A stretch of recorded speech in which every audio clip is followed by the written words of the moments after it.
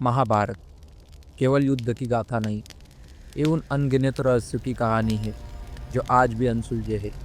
कल्पना कीजिए, 5 पांडवों में एक ऐसा था जो युद्ध का हर परिणाम, हर मृत्यु, हर धोखा पहले से जानता था। वो जानता था कि द्रौपदी का अपमान होगा।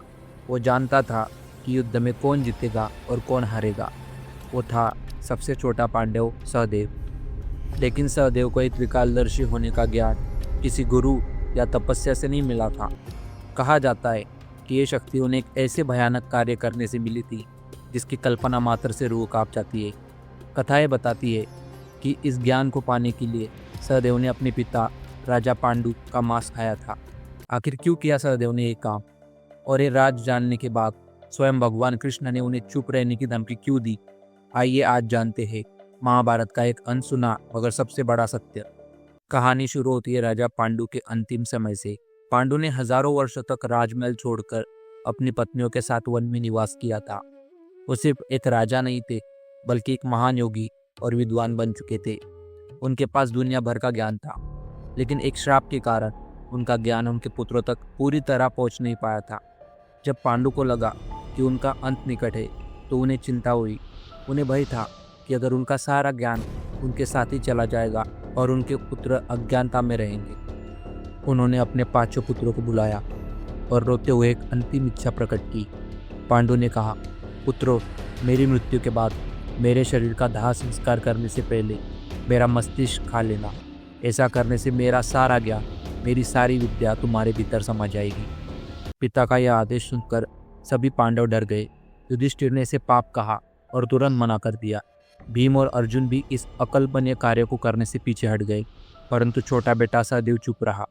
जब राजा पांडु के शरीर का दाह संस्कार किया जा रहा था, तब सहदेव ने बड़ा निर्णय लिया। लोक कथाओं के अनुसार बाकी 4 भाइयों ने भले ही मना कर दिया, लेकिन सहदेव ने पिता की आज्ञा का पालन करने का निश्चय किया। कुछ कथाओं में ये भी कहा जाता है कि उन्होंने सीधे मस्तिष्क का एक छोटा सा अंश खाया, जबकि कुछ कथाएं कहती है कि उन्होंने एक चींटी को देखा जो शरीर का एक टुकड़ा लेकर जा रही थी, और सहदेव ने वही अंश ग्रहण किया। जिस क्षण वह अंश सहदेव के शरीर में गया, उसी क्षण सारा ब्रह्मांड, तीनों काल, भूत, वर्तमान, भविष्य उनके सामने खुल गए। सहदेव त्रिकालदर्शी बन गए। उन्हें भविष्य में होने वाला कुरुक्षेत्र युद्ध, कौरव का विनाश और द्रौपदी का अपमान सब कुछ दिखाई देने लगा। वो चीखकर अपने भाइयों को चेतावनी देना चाहते थे।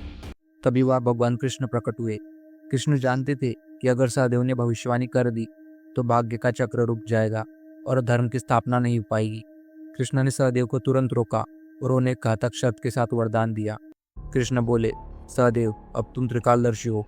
ये ज्ञान तुम्हारे लिए वरदान भी है और एक श्राप भी। कृष्ण ने कठोर स्वर में कहा, तुमने अगर बिना पूछे किसी को भी भविष्य बताया तो उसी क्षण तुम्हारा सिर पटकर चूर चूर हो जाएगा। इस तरह सहदेव को ईश्वर द्वारा मौन रहने का दंड मिला। उन्हें सब कुछ पता था, पर वो किसी को बता नहीं सकते थे। यही कारण है कि जब दूत सभा में द्रौपदी का अपमान हुआ, जब युधिष्ठिर जुआ खेल रहे थे, तब भी सहदेव चुप बैठे रहे। वो अपने आंसू नहीं रोक पाए, क्योंकि उन्हें उस अपमान का परिणाम पता था। उन्हें पता था कि अगर उन्होंने एक शब्द भी कहा तो उनका सिर फट जाएगा और पांडवों का पूरा वंश नष्ट हो जाएगा। यहाँ तक कि महाभारत के कुछ दिन पहले दुर्योधन स्वयं सहदेव के पास आया था और युद्ध शुरू करने का शुभ मुहूर्त पूछा था, और सहदेव ने धर्म का पालन करते हुए अपने शत्रु को भी सही मुहूर्त बता दिया था, क्योंकि वह झूठ नहीं बोल सकते थे। वो जानते थे कि कोई भी मुहूर्त इस युद्ध को रोक नहीं पाएगा। सहदेव की ये कहानी हमें सिखाती है कि ज्ञान का बोझ कितना भारी हो सकता है। ये जानना कि आपके अपनों के साथ कुछ बुरा होने वाला है और उसे रोक न पाना, यही सहदेव का सबसे बड़ा दुख था। ये कहानी उन क्षेत्रीय पुराणों और लोक कथाओं का हिस्सा है जो महाभारत के कई अनसुलझे पहलू सामने लाती है। अब आप सोचिए, अगर आपको अपने भविष्य का सारा सच पता चल जाए तो क्या आप खुश रहेंगे या दुखी? हमें कमेंट करके ज़रूर बताएं। जय श्री कृष्णा।